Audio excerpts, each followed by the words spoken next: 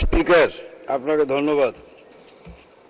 আমাদের এই তারকা চিহ্নিত প্রশ্ন 103-এর সম্পূরক প্রশ্নে যে জিনিসটি মাননীয় সদস্য জানতে চেয়েছেন, প্রাণী সম্পদ ও ডেইরি উন্নয়ন প্রকল্পের আওতায় দুধ উৎপাদন বৃদ্ধি, প্রক্রিয়াজাতকরণ, ভ্যালু এডুকেশন এবং বিপণন ব্যবস্থার উন্নয়নকল্পে খামারি সংগঠন প্রসিজার্স গ্রুপ গঠন করা হচ্ছে। উক্ত সংগঠনের সদস্যবৃন্দকে প্রশিক্ষণ দেওয়া হয়,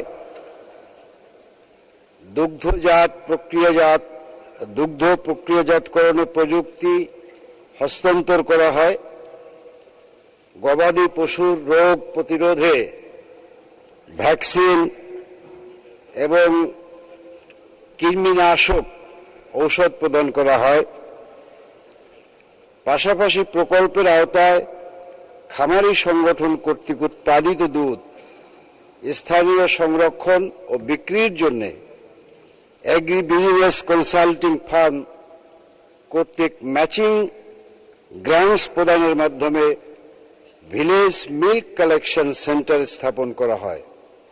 এছাড়াও উক্ত প্রকল্পের আওতায় দেশের 360টি উপজেলায় মোবাইল ভেটেরিনারি ক্লিনিক সার্ভিস চালু রয়েছে এবং 360টি উপজেলার মধ্যে যদি প্রশ্নকর্তার উপজেলাটি এখানে সংযুক্ত না থাকে বা অন্তর্ভুক্ত না থাকে, তাহলে তিনি মন্ত্রণালয়ে আসলে আমি তার বিষয়টি দেখব এবং যদি না থাকে আমি তার উপজেলায় এই সমস্ত সুবিধাদি যাতে পায় সেই ব্যবস্থা আমি গ্রহণ করব।